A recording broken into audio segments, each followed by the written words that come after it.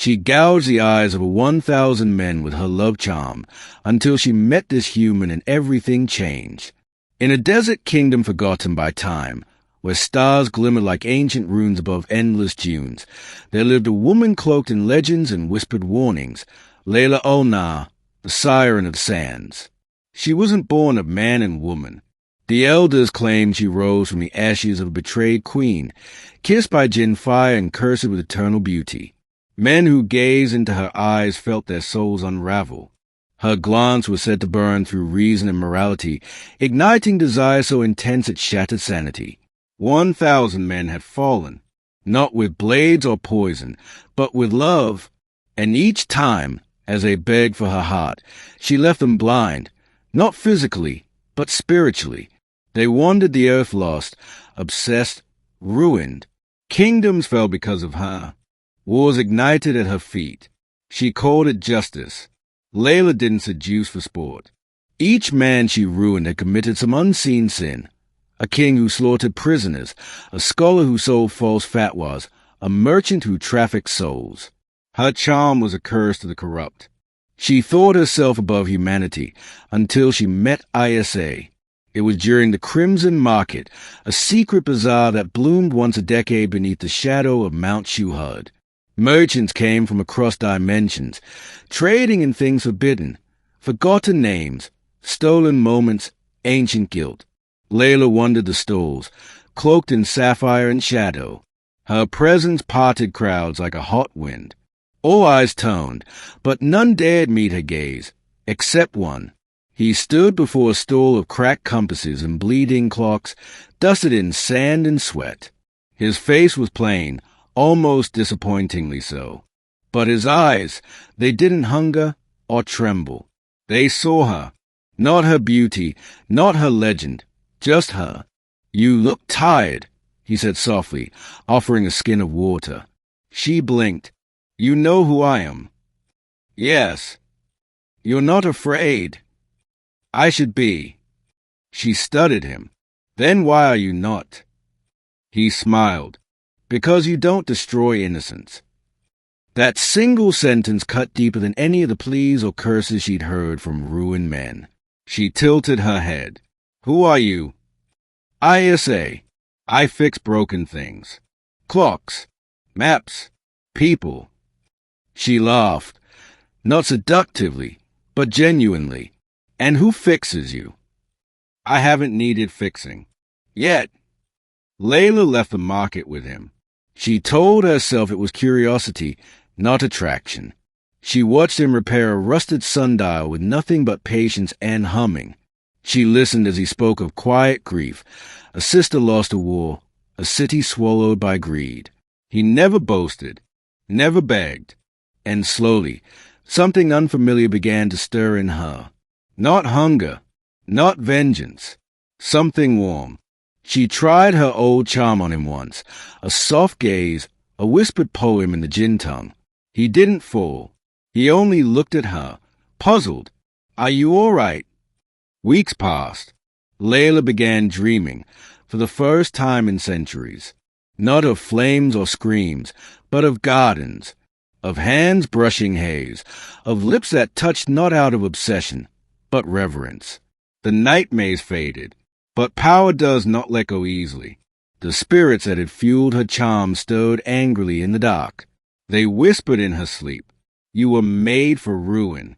You are a storm, not a river."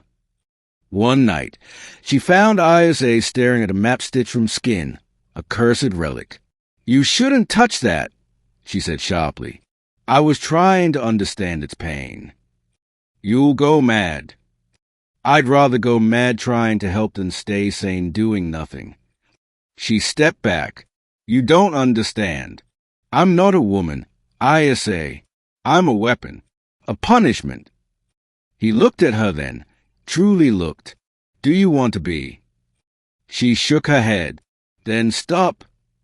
"It's not that easy." "Then let me help." They traveled together. She turned her charm inward, using it not to destroy but to reveal. They visited villages suffering under warlords.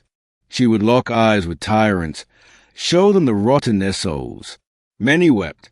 Some fled. Others took their own lives. But she no longer enjoyed it. The charm became lighter each time she chose mercy. Her fire dimmed, not from weakness, but from healing. And Isa became her anchor. One night, in an oasis of white palms and still water, she finally asked, "Why didn't you fall like the others?" He hesitated. "Because I loved someone once. Truly, she died. And in the silence she left behind, I learned the difference between obsession and devotion." Layla's voice broke. "And what do you feel for me?" "I don't know yet, but it feels real." The jinn did not take this lightly. They were the architects of her charm, forged from vengeance and fire. Now they came to reclaim her. On the night of the eclipse, they found her. A sandstorm rose, blood-red and screaming. Layla stood on a cliff edge, Isa behind her. The jinn circled like vultures made of smoke. "You were ours. You fed on pain. You thrived on it." Layla raised her hands, but no fire came. Her charm had faded, replaced with something gentler. "She is no longer yours," Isa said, stepping forward. The jinn laughed. "And you, human, what can you do against eternity?" Isa stepped in front of Layla. "Nothing, but I can choose to stand with her. That's enough." The storm howled. The jinn charged. And Layla, who had once burned down cities with glance, simply whispered Isa's name. The charm broke. Not shattered, sacrificed. Her beauty dimmed. Her eyes lost their fire. But in that moment, she became more human than ever. A light, gentle and golden, burst from within her, not from the jinn, but from herself. A love not born of magic, but choice. The jinn screamed and vanished. Isa crumpled to the ground. The effort had torn something from him too, a wound not visible, but deep. Layla rushed to him. "You gave up your power," he murmured. She nodded. "It wasn't mine to keep." He smiled. "You're beautiful." "I'm normal now." "No," he whispered. "Now, you're real." Layla and Isa disappeared after that. Some say they traveled to a distant island where time moved slower. Others claim Layla turned to healing, using the remnants of her charm to soothe broken hearts, not blind them.